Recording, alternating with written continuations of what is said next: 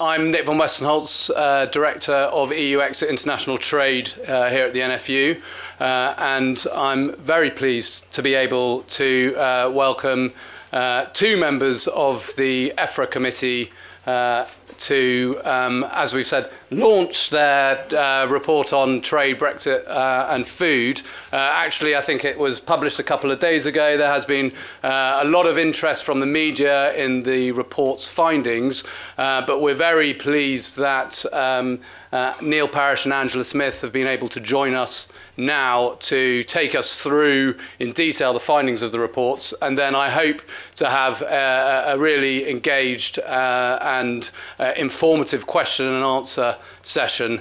We've got an hour and a half or so for this afternoon's session, so please do think about what sort of questions you might want to ask, particularly following the Secretary of State's speech this morning. I'm sure there's a few things that were either in or not in what he said that you might want to put the committee members' way. So without any further ado, I'll ask Chairman of the EFRA Committee, Neil Parish, to come up and take you through the report. Well, thank you, Nick, very much, and it's a great pleasure to be here. And first of all, can I introduce again Angela Smith? Now, Angela Smith is a leading Labour member of the committee, because we're very much a cross-party committee of Parliament scrutiny, and it's great to have her here. And I don't actually have an official vice-chairman, but basically Angela is the senior member, and if I'm not there, she chairs the meeting very ably. She managed to do some last year when they were chopping up my hip, but since then I've come back, and so it's good to have her here. And Elliot on the end there, he's clerk to the committee, and Anwin, because this is a new experience for Neil Parish, he's going to do a PowerPoint presentation, and so it's going to be interesting, and Anwin's going to press the buttons, and it'll be interesting to see whether she presses the buttons at the right time. It'll be very interesting to see whether all of this works, but it'll be a good attempt at a PowerPoint. Just following on what you said, Nick, as far as the Secretary of State was concerned, as usual, and when he comes before the Select Committee, it's always a great performance. It's trying to pin him down a little bit on dates and things, you know, how many years for payment, where exactly is the capping going to be, all those sorts of things. He never quite slips into the conversation, but as for performance, always very good. And of course, what you must remember about the Secretary of State, in political terms, he is a big beast, a big fish, and hopefully he may be able to extract a little money out of Treasury, and then later we can spend it. And I think that's always the way to deal with it. So, but like I said, Michael Gove is very, very capable operator, and as you know, is seen as powerful in the cabinet, and probably one of the most powerful Secretaries of State for DEFRA that we've had for a long time. And so that is the good news. Sometimes I get a bit worried about some of the directions he goes in, but we do our best to try and contain him. But he is a great driving force, and I think overall, hopefully, a force for good. But the concept of this inquiry really was to actually look at trade, look at the different sectors of agriculture, and see the effects of trade on those different sectors. Now, we didn't set about to say, you know, Brexit is a dreadful thing, life can't go on without it, but nor did we go about to say that it's a wonderful thing either. We've tried to come down on the side of this is what we believe the effect will be. And we've also tried to look on the two different type scenarios. Will government go for very much an open Britain, allowing everything in, or will we go for a fortress Britain, and the types of things that would happen if we did. And like I said, and believe me, I won't go through every detail of this report, because you'll have all gone to sleep, and you will not want any supper, because you'll all be sleeping soundly. But what I am going to try and do is give you a little bit of flavour of what we found. And of course, naturally, you, the NFU, the CLA, the Sheep Association, Beef Association, Pigs, Poultry, everybody came came in, along with the Food and Drink Federation and many others, to give us evidence on what they thought and what it looked like. And of course, the one thing we all seek is clarity. And of course, I mean, it's easier for me to say as a chair of a select committee, we want clarity for government. Not always quite so easy to get that clarity from government through a negotiation. But I think as we move on now to what 13, 14 months away from actually leaving the European Union, then we do need to have some clarity so that businesses can invest. So, first of all, like I said, that's very much, like I said, the purpose of it. And then we went on to WTO rules in the event of a no free trade agreement. UK trade would go on to World Trade Organization terms. And of course, the key context of that would be detailed tariff schedules for goods negotiated with other WTO members. And then, of course, the most favored nation.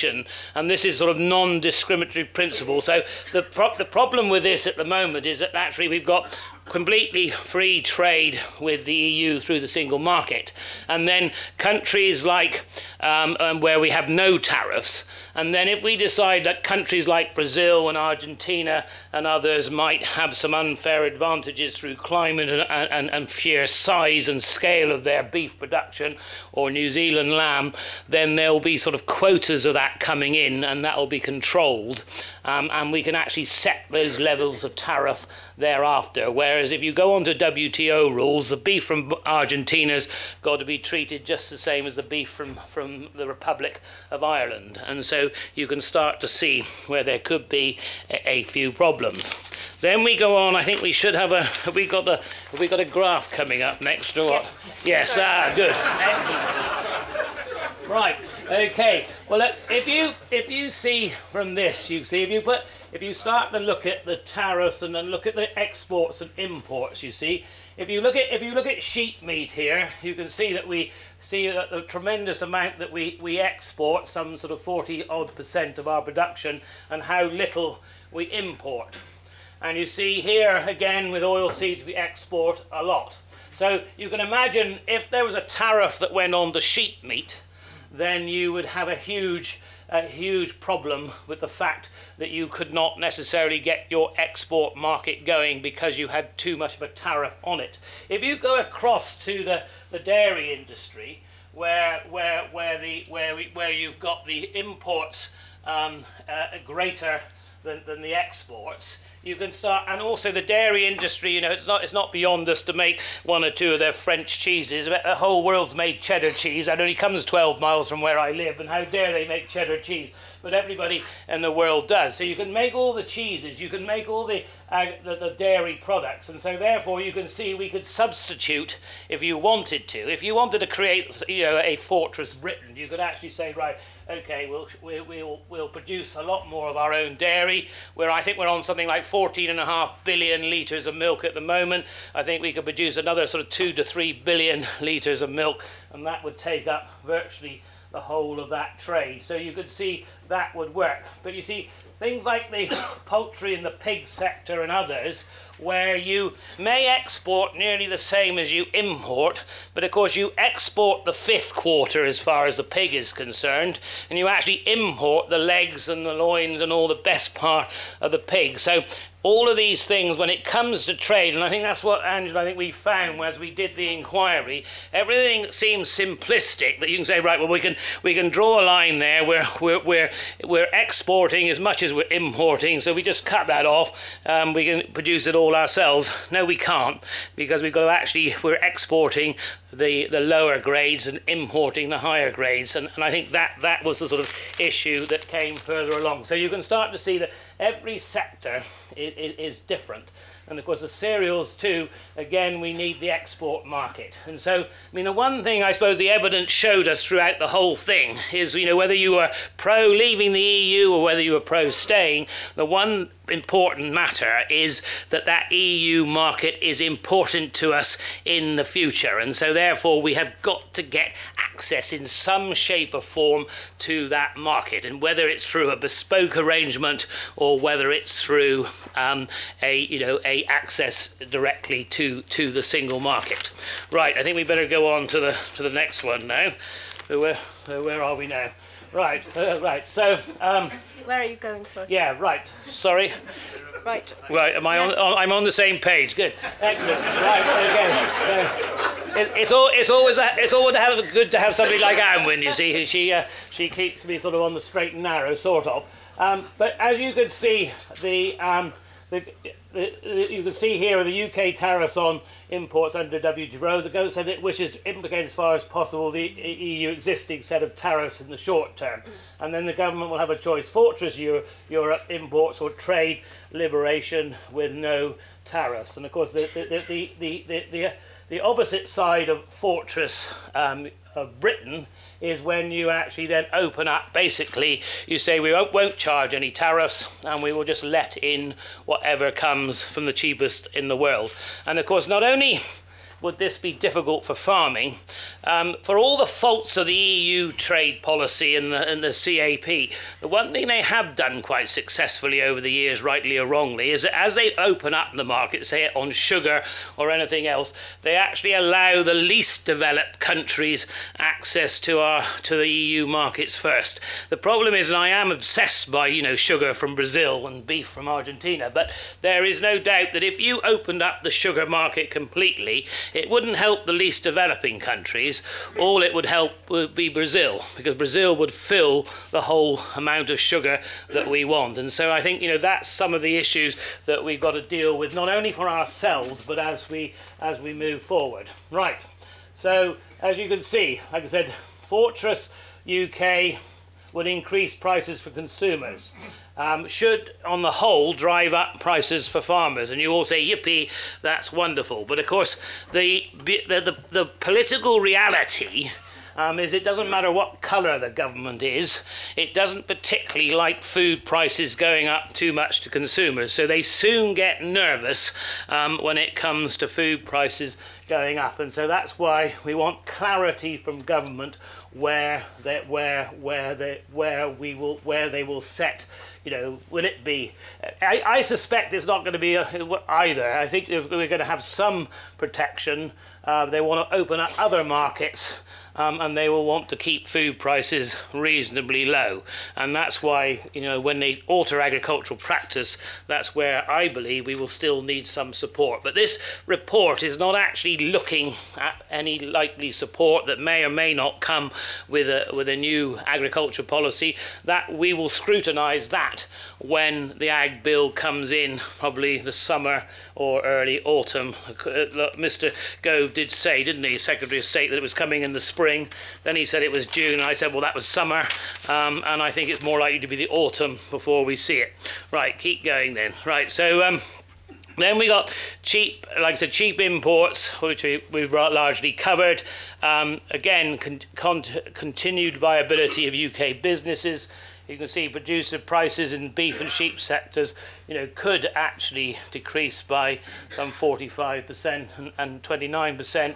Pig, poultry and dairy sectors could be decreased by 12%, perhaps 9 or 10 respectively. So you can see it starts to have a real impact. And then you've got the sort of tariff rate quotas that are set for EU, for member states.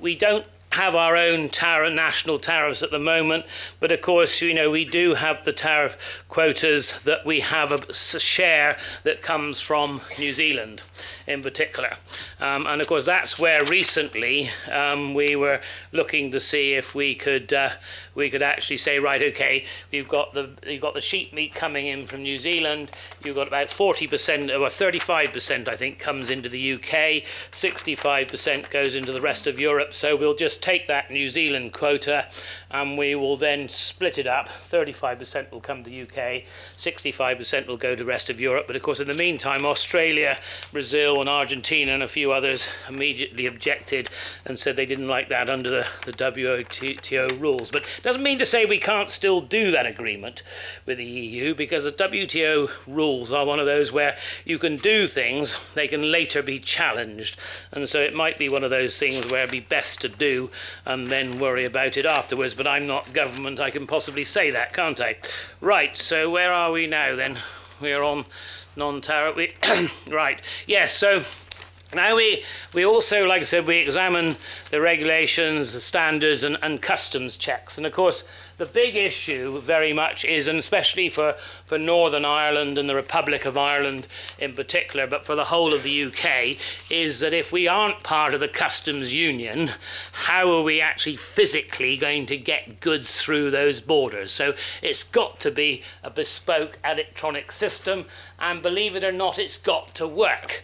And many of you in this room who are receivers of the rural payments, the basic farm payment, I'm not being facetious when I say it's making sure that it does actually work, because with perishable goods we really cannot have it stuck at the border. And of course, you see, you've got, I think it's a huge, I had the figures in my head, but they've gone, but there's a large percentage of the lambs in Northern Ireland are slaughtered in the south, and a very large percentage of the pigs in the Republic of Ireland are slaughtered in the north. So there's an awful lot of processing that goes on. The food industry in Ireland, and I won't say the island of Ireland because I shall get in big trouble with my DUP friends and others in Parliament, but seriously, it's a case of making sure that there is trade possible, and Ireland is the issue, which I think, funnily enough, although very much a difficult position, it's probably one of those which will hopefully influence a final deal with the EU, because we don't want to have a hard border, but I don't think that necessarily do the EU either.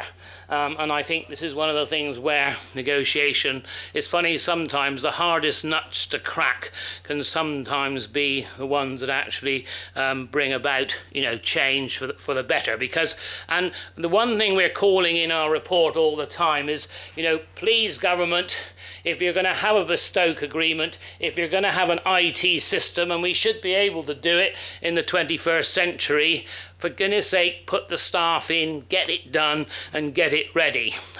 Interesting from Michael Gove this morning, I thought, in answer to one of the questions, when he said, I thought he almost said there could be more of a sort of a longer interim deal before we finally came completely out of the single market. I may not be paraphrasing exactly what he said, but I was listening quite carefully to what he was saying, because I think there's no doubt that the British people have decided to leave the EU. Leave the EU we must, but we've got to make sure we keep as much of that market access and give ourselves time as we leave to do that, and I think that's what will be interesting. So I think if we, but whatever time we've got to use that to good effect. What we don't want to do is say, oh, we got another year, so we all breathe a sigh of relief and we do nothing about putting a bespoke system in. I think if we're going to do a bespoke system, it's got to be started now, and we've got to make sure that it works. Right, so then you've got the sort of custom checks.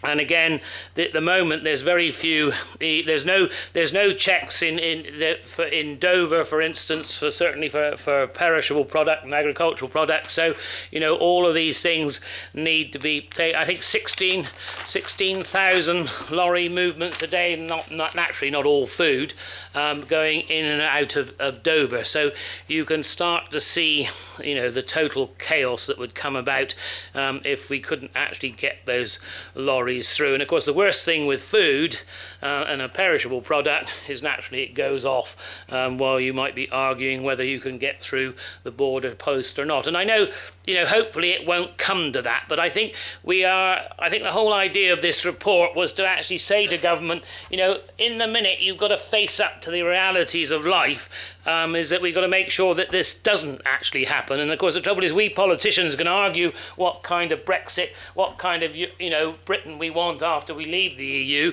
but we also want to make sure anybody who's in business, anybody who wants to trade, and of course, Mary Raymond was making the point this morning, we're a growing population, we need to be fed, and we need to be fed hopefully for more homegrown food, but we also need imported food as well. So it does have to happen.